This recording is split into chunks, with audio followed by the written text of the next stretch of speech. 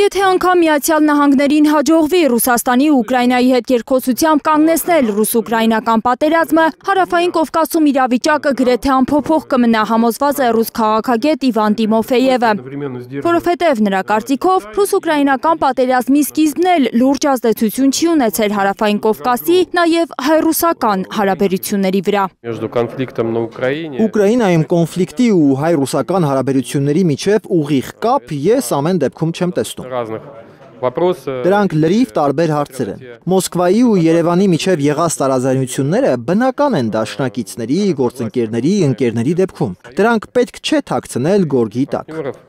Չնայած այդ տարաձայնություններին մենք դաշնակիցներ ենք մնում, ՀԱՊԿ-ի անդամներ, ԵԱՏՄ անդամներ, եւ որն ավելի կարևոր է, սերտ հարաբերություններ են մեր ժողովուրդների միջև։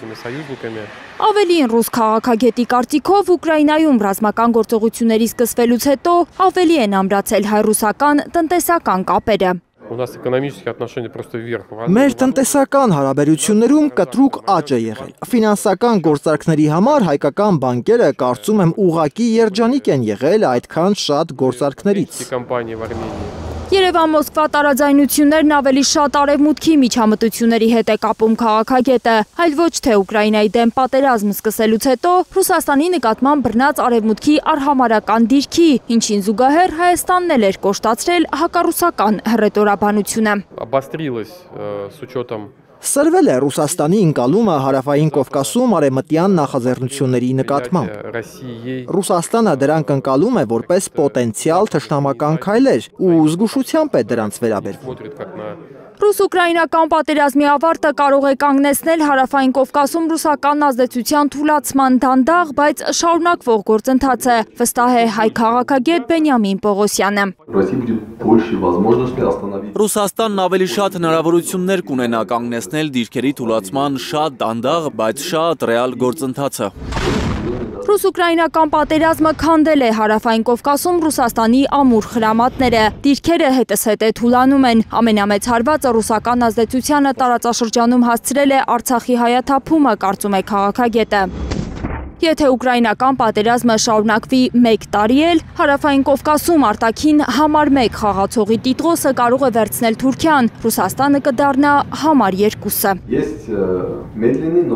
Կա միտում, որ Ռուսաստանի դիրքերը Հարավային Կովկասում կշարունակեն թուլանալ, իսկ տարածաշրջանում ամենաուժեղ արտաքին խաղացողի գլխավոր թեկնածուն, եթե չլինի Ռուսաստանը, դեռ Ռուսաստանն է, կլինի Թուրքիան։ Եթե ուկրաինական պատերազմը շարունակվի եւս 1 տարի, Ռուսաստանի դիրքերը կշարունակեն թուլանալ։ Դաշնությունը կդառնա Հարավային Կովկասում համար 2 արտաքին խաղացողը, Թուրքիան համար 1-ը։ Քննարկմանը մասնակցող քաղաքագետները նկատում են, որ Թուրքիան հիմա էլ ունի բոլոր շանսերը դառնալու տարածաշրջանում համար 1-ը։ Հայ-թուրքական հարաբերությունների կարգավորումը ամենամեծ հնարավորությունն է դրա համար, բայց դա տեղի չի ունենում հենց Թուրքիայի ու Ադրբեջանի ցանկությամբ, կարծում է Բենյամին Պողոսյանը։ Նրա համար, որ Թուրքիան դեռ չի դարձել տարածաշրջանում արտաքին համար 1 խաղացողը, կարող է պարադոքսալ հնչել, բայց պետք է շնորհակալություն հայտնենք ոչ թե Հայաստանին կամ Ռուսաստանին, այլ Էրդողանին ու Ալիևին։ Պարոն Էրդողանը կտրուկ մերժում է Հայաստանի հետ հարաբերությունների կարգավորման ցանկացած հնարավորություն։ Մերժում է, որ չնեղացնի Ալիևին։ Էրդողանը պնդում է, թե հայ-ադրբեջանական խաղաղության պայմանագրի ստորագրումից հետո խոչընդոտ չի լինի նաև հայ-թուրքական հարաբերությունների կարգավորման համար, իսկ Ալիևը չի ուզում ստորագրել պայմանագիրը։ Դա առանձին շատ լուրջ ու սուր հարց է, իր շատ ծանր բովանդակությամբ։ Ռուս քաղաքագետը կարծում է, որքան էլ հայ-ադրբեջանական խաղաղության պայմանագրի ստորագրումն ուշանում է, հայ-ադրբեջանական ռազմական բախումներ չեն լինի։ Ես ծայրահեղ ցածր եմ գնահատում ինչ-որ լարվածության, հատկապես ռազմական բախման հավանականությունը հայ-ադրբեջանական հարաբերություններում, թեև հասկանալի է, որ այդ լարերը բարակած են։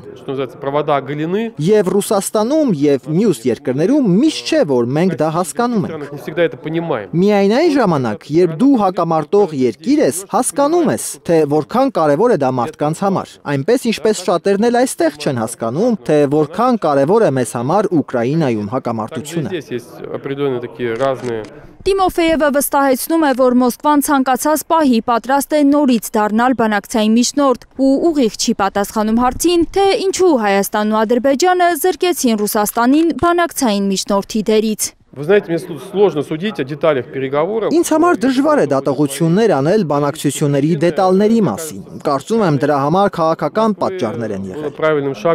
Մոսկվան ճիշտ քայլ արեց չպնդելով իր մասնակցությունը, չփորձելով պարտադրել։ Ռուսական կողմը նպատակահարմարության սկզբունքներով է առաջնորդվել, թե որքանով են օգնում մեր միջնորդական ջանքերը։ Կոնկրետ փուլում Մոսկվան իր դերը խաղացել է։ Ռուս քաղաքագետի վստահեցմամբ Ռուսաստանի համար կարևորն արդյունքն է, խաղաղությունը։ Մոսկվան ուրախ կլինի, որ Հայաստանն ու Ադրբեջանը կարողանան թեկուզ միայնակ հաղթահարել տարաձայնությունները։ Լիլիթ Սարգսյան, Միլենա Պողոսյան, Հարություն Մաթևոսյան, Հայլուր։